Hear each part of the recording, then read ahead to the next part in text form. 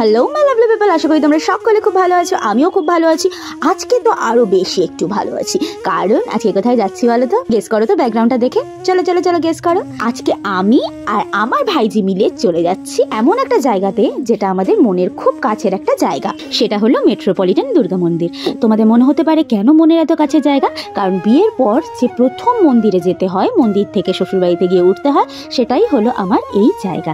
তো ভাইজি তো হেভি স্কুটি চালায়, যদিও বা নতুন চালানো শিখেছে, তা অসাধারণ চালায় আই মাস্ট সে। তো আমরা রওনা দিয়েছি মেট্রোপলিটনের দিকে।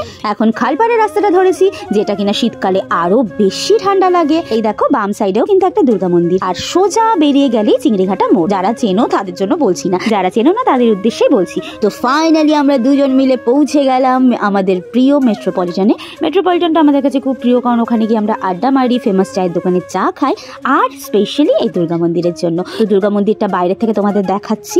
আমি যতটা নিজে দেখছি ততটাই তোমাদের দেখানোর চেষ্টা করছি, যদিও বা মন্দিরের ভেতর কিন্তু ভিডিও আর ফটোগ্রাফি অ্যালাউড না, পারমিশন নিয়ে তবেই তুলতে হয়। কিন্তু আমি তাও লুকিয়ে চুরিয়ে চেষ্টা করছি তোমাদেরকে দেখানো। তুমি বিশ্বাস করতে পারবে না, তোমরা একবার এসো যারা কলকাতায় থাকো, তোমাদের এত বেশি ভালো লাগবে না, মনে একটা অদ্ভুত শান্তি পাওয়া যায় এখানে এসে। তারপর আমরা চলে গেলাম বজরংবলীর মন্দিরে। আমি বজরংবলীকে খুব মানি, প্রতিদিন নিয়মিত হনুমান চালিসা পড়ি। চারিদিকে এত ক্রাউড থাকা সত্ত্বেও এত শান্তি ছিল না যে তোমাদের কিভাবে আমি বোঝাবো। আর এই দিকে শুরু হয়ে গেছে মা দুর্গার সন্ধ্যা আরতি। এত সুন্দর ইন্টেরিয়ার, মানে দেখেই তোমাদের জাস্ট, আমি জানি না লেন্সের মাধ্যমে দেখে তোমাদের কেমন লাগছে মোবাইলে সামান্য, সামনে থেকে প্লিজ একবার গিয়ে তোমরা ফিল করো, ভীষণ শান্তি পাবে। অশান্ত মনকে শান্ত করে দেয় গো। তোমরা দেখতেই পারবে যে ইয়াং জেনারেশন এখানে বেশি আসে। ফাইনালি মায়ের মুখটা আমি দেখতে পেরেছি আর তোমাদের দেখানোর চেষ্টা করছি। জানি না তোমরা কতটা দেখতে পারছো। মায়ের সন্ধ্যা আরতি চলছে আর আমি লুকিয়ে লুকিয়ে ভিডিও বানাচ্ছি। আর এইদিকে রাধা কৃষ্ণের মন্দিরটা বন্ধ হয়ে গেছিল। আমার মনটা ভীষণ খারাপ হয়েছিল, কারণ রাধা কৃষ্ণকে সামনের থেকে দেখতে পাচ্ছিলাম না বলে। তাও আমি জানালা দিয়ে তোলার চেষ্টা করেছি যাতে তোমরাও মুখখানা দেখতে পাও। তারপর আমরা চলে গেছি মহাদেবের মন্দিরে। মহাদেবের মন্দিরে গিয়ে মহাদেবের শীষ মাথায় নিলাম। এইদিকে দেখো কাজ চলছে মন্দিরে, আর নটরাজ বিরাজমান। সাইড দিয়ে কিছুটা এরকম লাগছে এখানে আরতি হচ্ছে। আর মহাদেবের মন্দির সবসময় মায়ের মন্দিরের পাশে থাকে, তাই পাশেই আছে। এখানে আমার একটা জিনিস এত ভালো লাগে, ভক্তরা যতক্ষণ ইচ্ছে এখানে টাইম স্পেন্ড করতে পারে ভগবানের সাথে, ওনাদের এইটুকু ছাড় আছে। আর চারিদিকটা এত সুন্দর না, চারিদিকে কিন্তু ঝিল, মধ্যিখানে মন্দিরটা বিরাজমান।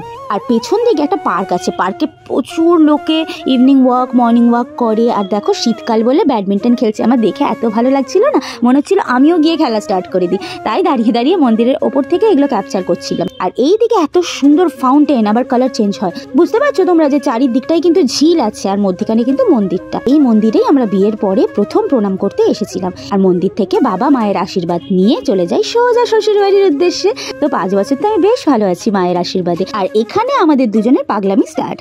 পাগলামির কারণ আমাদের দুজনেরই ভীষণ ভালো লাগছিল, হঠাৎ করে মনটা খুশি খুশি ফিল হচ্ছিল।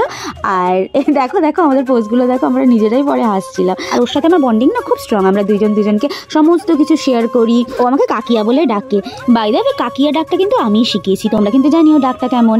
আর এইখানে ফাইনালি খুলে দিয়েছে রাধাকৃষ্ণের মন্দির। মন ভরে দেখলাম, প্রণাম করলাম, আর তোমাদেরও খানিকটা দেখালাম। চারিদিকটা দেখো, এখান থেকে পুরো মেট্রোপলিটনটা কিন্তু দেখা যায়। আর এইদিকে আমাদের আড্ডা মারার জায়গা। আমরা কিন্তু এই চায়ের দোকানে বসে সামনে আড্ডা মারি। আর প্ল্যান্সগুলো তো অসাধারণ ভাবে অর্গানাইজ ওয়েতে সাজানো, এতটা নিট অ্যান্ড ক্লিন যে তোমাদের কি বলবো। এত সুন্দর ইন্টেরিয়ারটা না, আমি বারবার বলছি, কারণ বারবারই আমার এটা ফিল হয় আমি যতবারই যাই। চারিধারটা তোমাদের ঘুরিয়ে দেখানোর চেষ্টা করছি। এই যে এটা হচ্ছে মেইন সদর দরজাটা মন্দিরের, আর বাইরেও কিন্তু প্লান্টস আছে। এই সেগমেন্টটা হচ্ছে জুতো রাখার সেগমেন্ট, এখানেই আমরা জুতো খুলে তবেই উঠি, আবার বেরোনোর সময় জুতো পরে নিই। চারিদিকে প্লান্টসগুলো এত সুন্দর রং বেরঙে ফুল ফুটে আছে না, খুব ভালো লাগছিল দেখতে। তারপর হলো এই যে মেইন লেখাটা মেট্রোপলিটন দুর্গা বাড়ি, এটাই কিন্তু এখানকার পেহচান, মানে ফেমাস জায়গা। মেট্রোপলিটন দুর্গা বাড়ির সামনে বললে সবাই চেনে। তারপর চলে এলাম শীতের সন্ধ্যের চা খেতে, সেই দাদার দোকানে যেখান থেকে আমরা সবসময় চা খাই। চা খেয়ে ঝিলের সামনে বসার জায়গায় বসে দুজন মিলে একটু টাটাও খেলাম। টাটা হলো একটা লেজ। বেশি কিছু খাইনি, কারণ অলরেডি আমাদের পেট ভরা ছিল। আর দুজন মিলে এইভাবে অটো বুমেরং করার চেষ্টা করলাম, মোবাইলে নয় কিন্তু, নিজেরা মিলে।